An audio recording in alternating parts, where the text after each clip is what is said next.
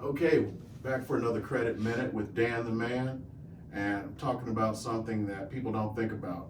You've gotten your credit up, your credit's been great. Now you've found a house, you had your pre-approval, you've been accepted, your offer was accepted and everything, you're good to go. And you're 2 weeks out or a week out, and then you get a call from the bank and they're going, I'm sorry, you can't have your loan. You're like, what? Well, there are things that sometimes we do. We make that mistake or two. And going out and buying that new BMW may be one of those mistakes. So I'm going to talk to Dan today about things you should not do while you're looking for a house, or we even found that house and you're in contract. So start it off, Dan, what happens if I go buy that new BMW? Wow, I mean that's changing the whole dynamic of how you're approved. You know, you get a car payment now on there if you do lease it or you do buy it. Right. I'm telling you, the underwriter is going to pull their hair out. Because it's a problem because what we approved you at originally, you now have a whole change to how we've looked at you and how you're approved. And so, from my personal experiences, I think everybody wants to know what experiences a loan officer has went through and what they see through the process. Right. And I have quite a few experiences. I'll give you one.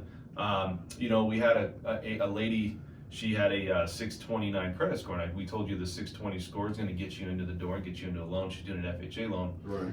And something popped up on her credit. Okay. So what happens is when you're going through the process and you get that conditional approval, underwriting is going to run that credit score or that credit report one more time as a soft pull before they actually do what's called a clear to close. And so what happened with her was she had a collection show up on her account, dropped her score to a 605. And not only did she go through the process of having all these things happen, because we're not going to know this stuff as a loan officer. If something pops up and you didn't make your payment on something, that's the biggest way, especially if you're at the brink of not approving. So people that are 620 to 650, when you have those scores, it's more important for you to be aware of everything that you didn't pay, so that way these things are not addressed going through a process of getting a loan. Right. I'll tell you, she fell out of escrow, right? And now she had an earnest money, and the real estate agent had to go back and fight for the earnest money deposit because you can't go conditional approval and all of a sudden even the seller's taking their house off the market for 20 days. Right. And now you're through the process, and you know what?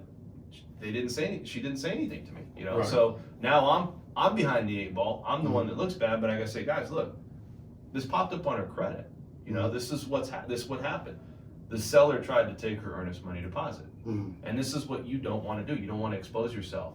So knowing maybe the creditors that you didn't pay, knowing what your credit score is, knowing how close you are from approving to not approving, these things are important to have that conversation with your loan officer.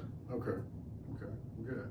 Any other things out there that people need to be aware of while they're in escrow? So the big thing for me is, Dan, when are we going to close? And it's like, well, we're a week and a half out. Sellers don't want to leave the property sooner. They still need time to get out. And so they go, should I go buy furniture? Because we were going to go finance furniture and start furnishing the house. And I'm like, well, don't do that. Because now you got a new payment. Look, I get it. It's exciting. Everybody understands how important it is to, be ready to get into your house and going through the process, and it's fun. It's the fun part. Right. But you still have to complete the hard part, which is doing the loan. Okay. And the same process that the underwriter looks at is, okay, what did you change? Did you go out and get furniture? Did you open up a new credit card? Have you charged your credit cards? These things are really what changes the dynamic. Why? Because if your debt ratio goes up, right? Let's say just on a traditional credit or trade line, that could potentially raise your interest rate because now your debt ratio is higher. Okay. So if I locked your rate in, any change like that going through escrow could also change your credit score. Your interest rate, it can go up. Okay. And also the same for if you take on a new trade line. If you take on a new loan or you take on something and we didn't see it or a collection hits your account, these things are really, really big red flags for everybody. Okay. And you don't want any red flags because, you know, this isn't the racetrack. It's not, I don't even know they use red flags at the racetrack. Even though I'm from the South. Checker flags. Yeah, I haven't even been in NASCAR. Well, here's the thing. They do a red flag if there's an emergency or something happening. Yeah, so I think that's when they pull it out like, hey, we have a problem, somebody's crashed. So you could use the same, I guess, terminology. It sounds good. Get in a crash. Don't crash into the wall with these credit problems. Yeah. So keep that straight. Talk to keep your lender always up to date with everything that you're doing. Same thing with your real estate agent if you're out there, because last thing you want to do is put your earnest money deposit in at risk or anything. And most importantly, you already spent your money on your appraisal, got an inspection. You want to lose all of that because you felt like you needed a BMW just that much quicker, or you want to go out and get that furniture. So think about this stuff because it will catch up with you. I want to say this, and you're in the military, right? Well, retired. Was in the military.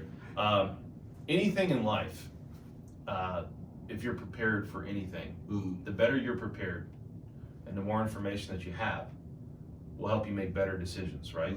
And I think that's what it is. It's more of watching these videos, you know, consistently following what's up to date, I think helps you because maybe you just don't know. There's a lot of people that are inexperienced with how this all works. Right.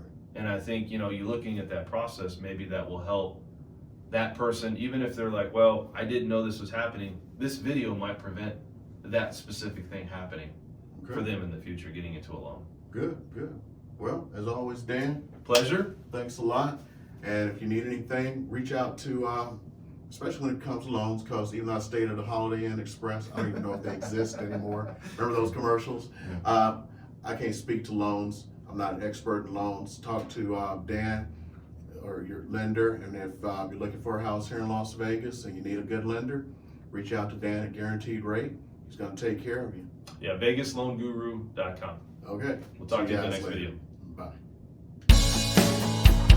Bye.